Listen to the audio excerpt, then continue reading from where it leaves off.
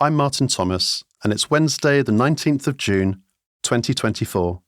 Welcome to the 7-Minute Briefing Podcast, brought to you by Sat7. This month, in our first ever country briefing, we take a closer look at Sudan, a nation that has been gripped by war since April 2023.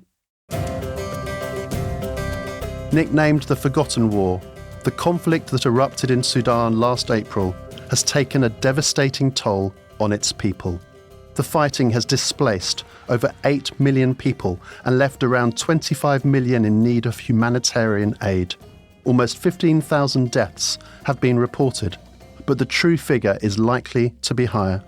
But as the war dismantled the country's basic infrastructure, leading to chaos and scarcity of resources, Christians and church leaders like Pastor Sami Rahal of the Evangelical Church rose to the challenge, reaching out to their communities despite the dangers. But first, a little bit of history. Sudan, located in northeastern Africa, has a complex history marked by colonial rule, civil wars, and political upheaval. After gaining independence from Britain and Egypt in 1956, the country faced long-standing conflicts between its Muslim north and the Christian and animist south, eventually leading to the creation of South Sudan in 2011. At that time, I was a young worker with the Church Mission Society who had a strong and historic connection to the people of Sudan.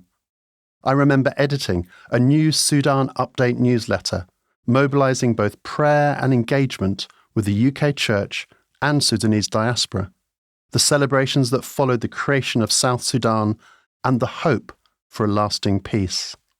So, it's been hard to see Sudan grappling with a new wave of conflict that began in April 2023 between the Sudanese armed forces and the Rapid Support Forces. This struggle for power emerged following the ousting of longtime dictator Omar al-Bashir in 2019 and a subsequent military coup in 2021, causing significant humanitarian challenges and affecting various minority groups, including Christians. For Christians in Sudan, these are especially challenging times, since the fighting started. Over 165 churches have been damaged or destroyed, with both sides targeting these sacred spaces. Many Christians have faced threats, forced to leave their homes, and survive with scarce resources and support, as reported by Mohamed El Noor from the Tahrir Institute for Middle East Policy. You're listening to the 7-Minute Briefing Podcast, brought to you by Sat7. Keep an eye out for our new monthly streaming schedule, including 7-minute briefings, our In Conversation extended interviews, and a new Voices from the Middle East feature where you can reflect more deeply on stories of faith from our viewers and join with us in praying for the people of the region.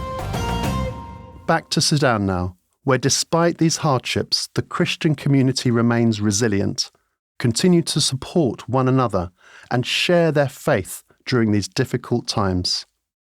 Church leaders from Sudan have told Sat7 how their congregations are persevering in faith after a year of war in the country and are reaching out to help people in need. Speaking to Sat7's You Are Not Alone programme from Sudan, Pastor Sami Rahal of the Evangelical Church said that despite the attacks and destruction of church buildings, their ministry was continuing. He said, "The church is not a building. The church is the believers. The early church didn't have buildings. The church was growing fast without buildings. It is very sad for churches to be destroyed and attacked. But the church is continuing, and our evangelism service continues. Our prayers are ongoing, and congregations hosted other denominations in their churches to hold their prayers." Christians in Sudan are also helping to meet people's physical needs. At the beginning of the war, Pastor Sami hosted 9 displaced families, and believers are sharing the meagre supplies they have with others. Rafat Samir, Secretary-General of the Sudan Evangelical Alliance, described on You're Not Alone how they turned church buildings in safer areas into refuge centres for families fleeing the fighting. We didn't discriminate and hosted non-Christians in our refuge centres. We provided them with food and helped the children through their trauma with trauma healing programs. But most of these areas became war zones themselves because the war expanded. As the violence intensified, Samir had to flee the country and is now in Ethiopia, having also tried to find refuge in Egypt and Eritrea. Almost all our churches in the area of conflict were either targeted or destroyed during the war. They were burned down, he said. I can't tell you how much the Sudanese love the church. The church is our presence and our memories. What happened to our churches hurts us. Sudan's Christians have a long history of suffering as a result of wars and persecution.